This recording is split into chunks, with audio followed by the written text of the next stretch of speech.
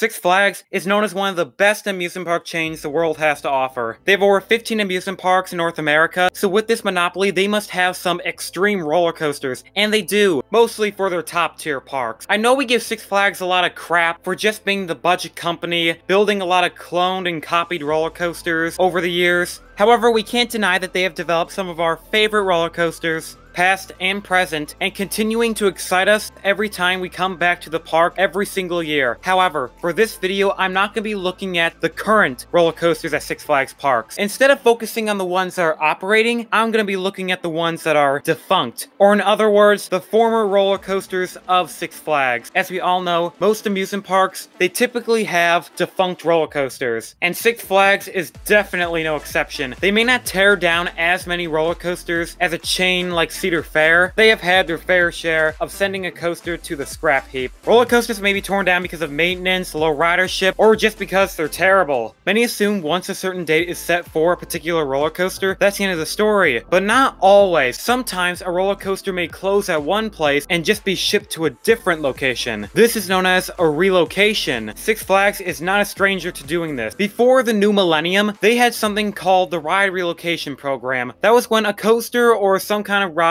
would be built at a certain park, it would last maybe a few years, then would go defunct. Once that happened, the ride would not close forever, it would be relocated to a different park, or maybe a few different parks before it found its forever home or final destination. Six Flags, they may not do this as much anymore, however, it's still a common practice as a way for Six Flags to save money or conserve a few bucks. My point being is maybe your favorite defunct coaster could still be out there, but that's what I want to find out here on Defunct Relocations. This video is part 2 of my 2-part series on defunct relocations. I already did a video on Cedar Fair. If you want to watch that video, I will link it in the iCard above. Click it or watch the video whenever you can. Before I mention any of the relocations for Six Flags, I have a few disclaimers. I'm only going to be pointing out the parks that are still currently owned by Six Flags. That means I will not be mentioning parks like Astro World, New Orleans, or any other amusement park that used to be a Six Flags park. I'm only doing this because it gets so complicated when you look into it. Like, would I include Kentucky Kingdom? That used to be a Six Flags park. Then there's like Worlds of Adventure. They used to be Six Flags Ohio. It combined with SeaWorld Ohio. Then 2004 became a Cedar Fair park. All of it is just too difficult to comprehend. I just want to make this a little more simple for all you watching. Now, wasting no more time, let's find out where are Six Flags former roller coasters. First, I have 2 honorable mentions. One is at Six Flags Fiesta, Texas. This was Boardwalk Canyon Blaster. The reason it's an honorable mention because it was never actually built. It was meant to open for the 2000 season along with Superman Krypton Coaster. The ride wasn't supposed to be a signature attraction. It was literally just a kiddie coaster. For some reason, it was never constructed. It sat there in a storage lot for 1 year. Until then, it was sold to Parque Warner in Madrid to open as Tom and Jerry in 2002, where it still operates today. The second honorable mention is Unknown Coaster at the Great Escape. This ride was meant to be built here. It was a Vekoma SLC that was relocated from the then closed Astro World. It would sit in the parking lot from 2005 to 2009 until finally it was relocated over to La Ronde as Endor. I just wanted to mention these 2 coasters because they were technically at the park, even though they weren't ever operating. I know it's a little comedic, but RCDB considers these as defunct coasters at the park. However, they were both relocated to a different park, and it's continuing to operate over there, so who cares? They're just honorable mentions. At last, getting to the first park on the list, it's La Ronde. Now, there's only been 1 relocation from this park, and honestly, this coaster couldn't be more vague. There is little to no information about this ride. It's called La Course. It's a Zerblitzer model. It's basically like a Schwarzkopf Jetstar 2, just a little smaller. There is no stats on how high or fast it goes, and apparently the park doesn't even know when this ride opened or closed. It was either before or during 1972 when it opened, then when it closed, it was either during 1976 or after that.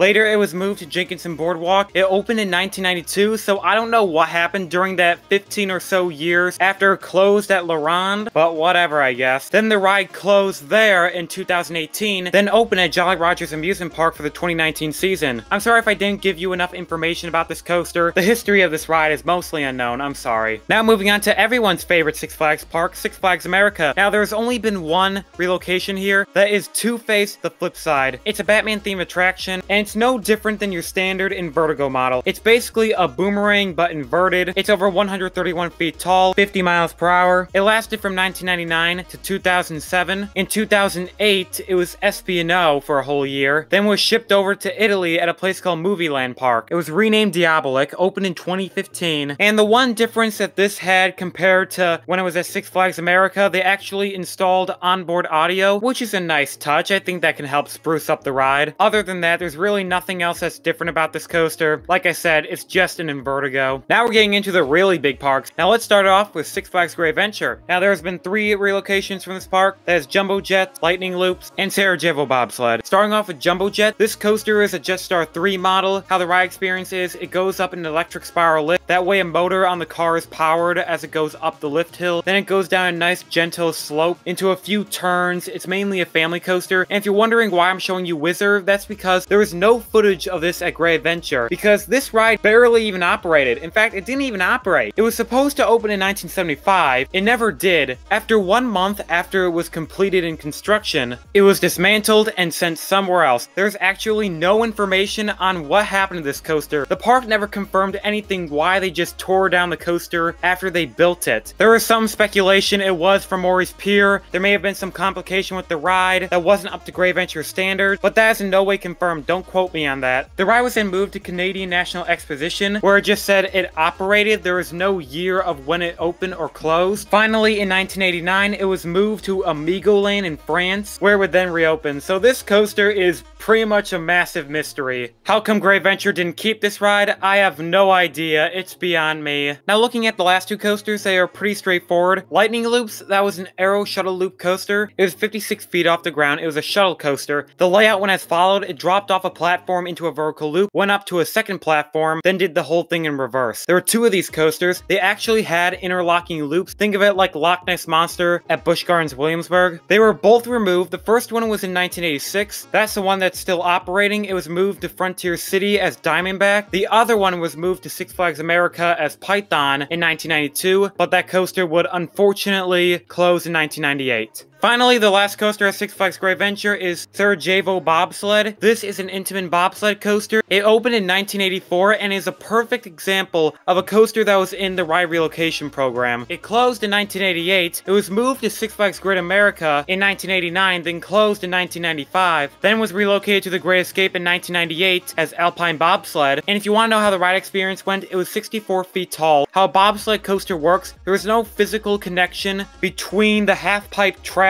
and the train. The car goes down and waves up and down the half-pipe turns and just gradually goes all the way to the bottom. Now moving on to Six Flags Great America, there are actually 4 relocations. One of them I already mentioned. It was the Intamin bobsled from Great Adventure. It was here between the years of 89 and 95. While it was here, it was known as Rolling Thunder, and was sitting in the area that would become Southwest Territory just a few years later after it was removed. The other 3 coasters is Deja Vu, Iron Wolf, and Raging Cajun. Raging Cajun was here between 2004 and 2013. It's just a basic Zamperla spinning wild mouse. The main reason it was here was during the opening of the Mardi Gras section of the park. It was then dismantled and sent over to Six Flags America for the 2014 season. Next is Iron Wolf, and again, this is another coaster that was sent to Six Flags America. Man, it's like Six Flags America is Great America's garbage can. When they're done with it, they can have it. The layout for this ride really wasn't that special. It was only 100 feet tall, 90-foot drop, consisted of only 2 inversions, and was really just a bunch of twisting turns while you stand up. But what's good about this coaster is how it has a major historic value to B&M. This was the first ever B&M coaster, the first ever B&M stand-up coaster, so this ride is pretty important. It jump-started one of the largest roller coaster companies in the world. When it was relocated, it was known as Apocalypse over there. Until 2019, it was renamed Firebird, removed the stand-up trains, and replaced it with floorless trains. Finally, Deja Vu, it's a giant inverted boomerang. It's over 191 feet. It lasted from 2001 to 2007. It was relocated over to Silverwood and renamed Aftershock. And like I said about the Invertigo, it's just a boomerang but inverted. There's nothing special about it. One thing I have to point out, Six Flags, they bought 3 of these models, and you're gonna see every single one of them relocated on the list. I just wanted to put that out there. Moving over to California to the Six Flags most premier theme park, Magic Mountain. The park has 3 relocations, and 2 of them I've pretty much already discussed. That is Deja and Sarajevo Bobsled. The other one is Green Lantern. Starting off with the 2 models I already discussed. Deja it opened 2001, closed 2011. It was relocated to Six Flags New England for the 2012 season. Sarajevo Bobsled. It lasted 1 year at the park between 84 and 85, then was moved to Six Flags over Texas as La Vibora. The final one of Six Flags Magic Mountain is Green Lantern. Everyone knows this for being one of the worst roller coasters ever built. Green Lantern is one of the last Intamin Zack Spin coasters that was ever produced. Everyone knows where this coaster is going. It was supposed to open for the 2020 season at Loran as V-Pair. Hopefully this coaster will receive a lot more love than it ever had at Magic Mountain, and receive a different reputation than just being the worst 4D coaster ever made. Next park on the list is Six Flags Over Georgia.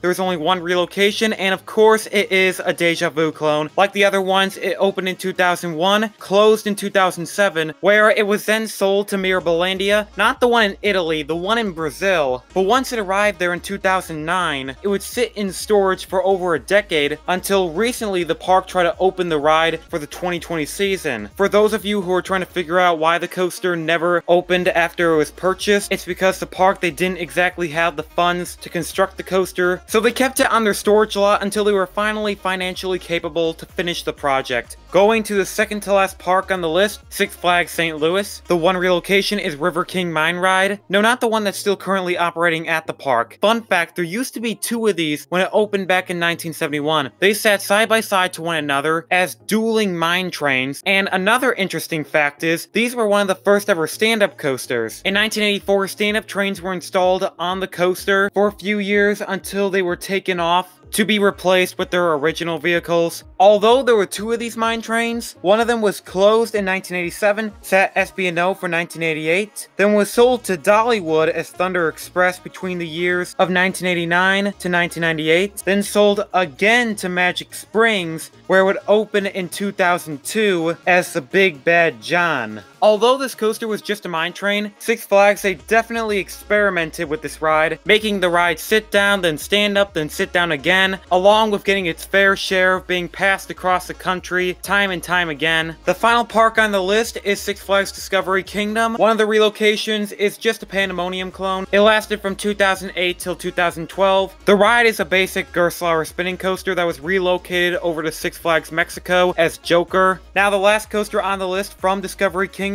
is Xanga. This is a massive Schwarzkopf quad looping coaster. It was originally part of the German fairground circuit during the late 1980s. It found a home at Groenland for a few years in 1997 as Thriller, moved to Six Flags Astroworld as Texas Tornado between 98 and 2000. Then when it hit Discovery Kingdom, it lasted between 2003 and 2004. The reason why it only lasted 1 year was because there may have been some complications when they replaced the Schwarzkopf trains with Premier Ride trains. Soon after, the ride was moved to Mexico at a place called Isla San Marcos Parque, renamed Tsunami, but get this, the coaster only lasted between 2008 to 2013, then sat SB&O from 2014 to 2016, and is still in storage today. If you're wondering why I even put the coaster on the list, it's because I do believe the ride will be sold and built somewhere else. Schwarzkopf coasters have always been very resilient, and even though this coaster has been out of commission since 2014, I still have faith that some park will purchase it. There has been some discussion between some places. A lot of them were false, but hopefully the Schwarzkopf coaster will still live on at some other park in the near or distant future. So these are all the relocations for every defunct Six Flags coaster that is still left in operation. Comment down below on which one of these coasters is your favorite. If you rode one of these coasters at its past or current park, put that down below. Please consider subscribing to the channel. Click my logo right there. And as always, thank you for watching.